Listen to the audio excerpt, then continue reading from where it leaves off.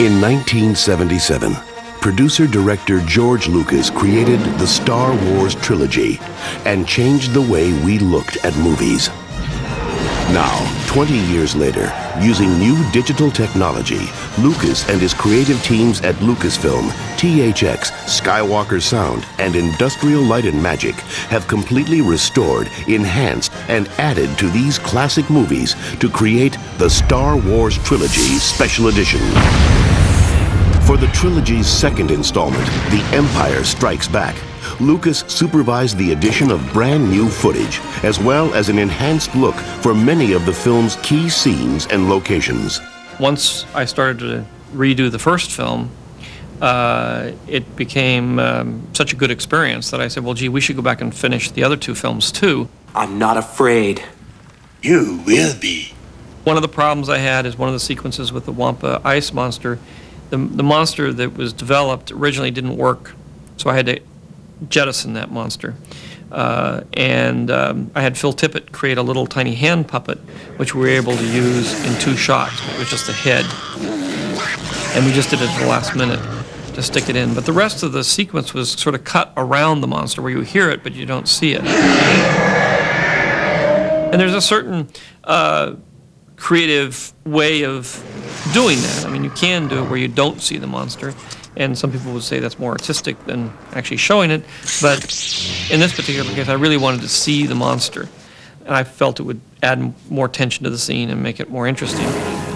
So we were able to do that. I was able to go back, create a better version of the monster, and shoot the scene and all the cutaways to the monster and add them into the scene, which I think makes that ice scene make more sense than it did before.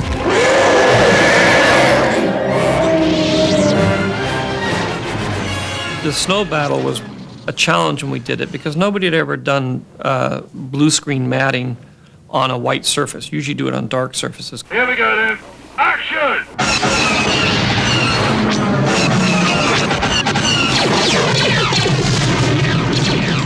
We used optical technology, of course, to do all that compositing. And a telltale sign that something's been optically composited is a black line around it. And when you have a sequence that takes place in outer space against stars, it's easy to reach a point where those black lines don't show up. But when you have a sequence that takes place against snow in the daylight, every hint of that black matte line becomes very visible. And so the first time through doing the snow battle here 17 years ago, a lot of effort went into finding ways to minimize that black line.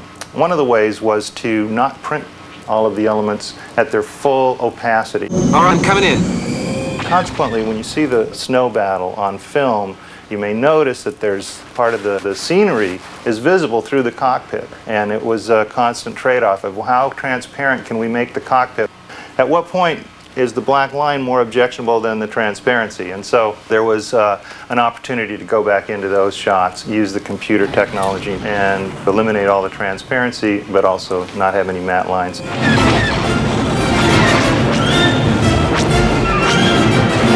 The other issue was going into Cloud City. Cloud City was a very difficult thing to design and create originally as a floating city in the clouds. Some of the matte work there wasn't very good. And when they built the set, it's very confined. It's a very small set. It doesn't look out onto anything. It's just, you get this, it's a very claustrophobic kind of set.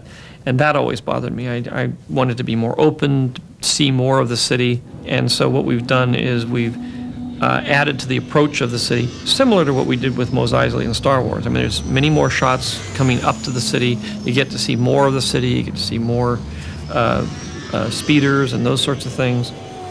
And then at the same time, when they land and they start walking through the city, now they walk through and there's large windows. You can see out and see more of the city, and it opens it up and makes it much larger.